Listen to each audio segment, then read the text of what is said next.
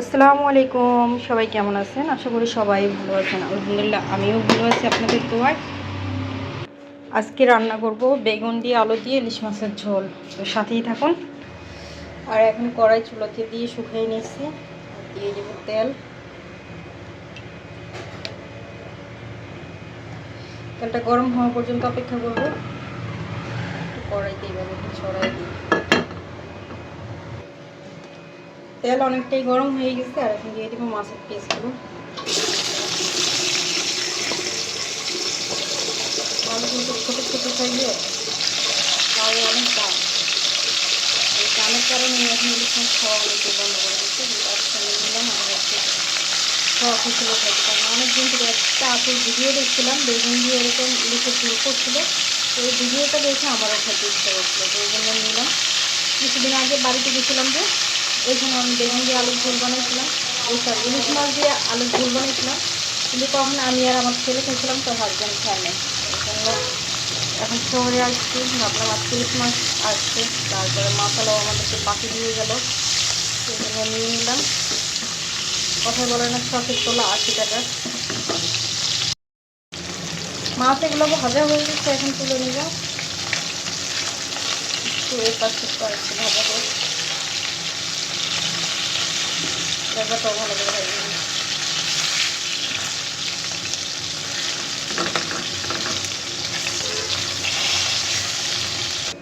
কড়াইতে আর তেল দেওয়ার প্রয়োজন নেই, যে তেল আছে এই তেলে চলবে। এখন দিয়ে দেবো পেঁয়াজ কুচি। পেঁয়াজ কুচির পরিমাণটা একটু বেশি নিচ্ছি।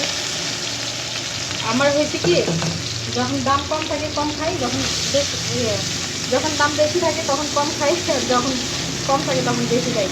পেঁয়াজের দাম যে কমছে আমি বলতে পারি না। আমি এই কয়েকদিন অল্প অল্প করে পেঁয়াজ খাচ্ছিলাম, কিন্তু গতকাল হাঁটতে যাইয়া দেখি, জিজ্ঞেস করলাম যে দাদা পেঁয়াজের দাম কত, তো বলতেছে যে 50 টাকা কেজি। আমি অবাক হয়ে গেছি, আল্লাহ, আমি এত হিসাব করে চলতেছি পেঁয়াজের দাম যেহেতু কমছে, তো ওই জন্য আজকে একটু বেশি পরিমাণ পেঁয়াজ নিচ্ছি। পেঁয়াজ ছাড়া তরকারি মজা হয় না। আর ইলিশ মাছে কিন্তু আর কোনো মশলা লাগে না, শুধু পেঁয়াজ, হলুদ, মরিচ, লবণ, আর কোনো মশলা দিতে হয় না। তো নরম নরম হয়ে গেছে, এখন দিয়ে দেবো পরিমাণ মতো লবণ। তরকারিতে যতটুকু লবণ লাগে ততটুকু দিব। আর আমরা একটু লবণের পরিমাণটা বেশি খাই, কারণ হচ্ছে যে আমরা ভাতে লবণ নেই না। এখানে একটা পরিমাণ হলুদের গুঁড়া আর 1.5 চামচ মরিচের গুঁড়া নিচ্ছি। এটা একটু মিক্স করে নেব, কাঁচা যে গন্ধটা আছে ওটা চলে যাবে। তারপরে একটু কষানোর জন্য পানি দিয়ে দেবো। আর লবণ আমি আগেই দিয়ে দিচ্ছি, তো এখন একটু কষানোর জন্য পানি দিয়ে দিলাম।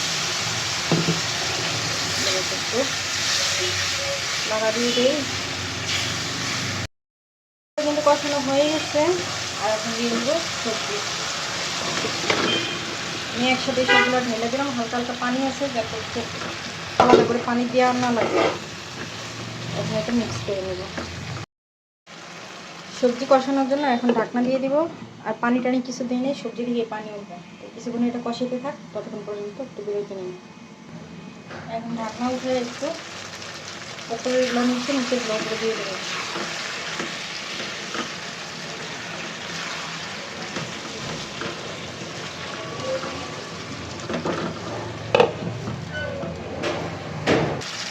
এখন আবার একটু লড়া দিয়ে দেবো, আর এর সাথে ঝোলের পানিটাও দিয়ে দেবো। অনেকটাই মজে গেছে।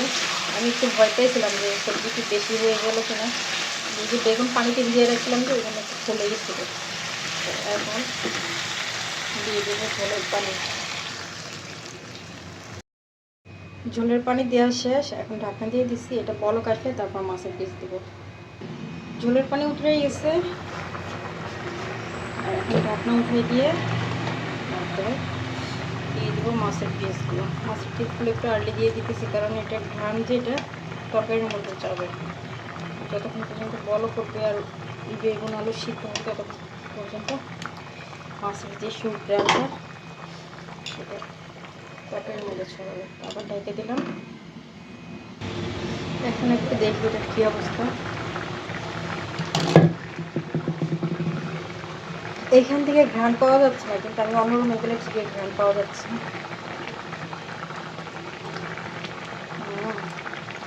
লবণ উঠে গেছে, বেগুনও গলে গেছে। তরকারি কিন্তু রান্না হয়ে গেছে, এখন নামাই ফেলবো। আর রান্না হয়ে গেছে যে এটা বুঝেই যাচ্ছে, বেগুন আলু এগুলো সব কলাই গেছে, আর আমরা একটু ঝোলের পরিমাণ বেশি খাই, ওই জন্য একটু বেশি ঝোল আছে।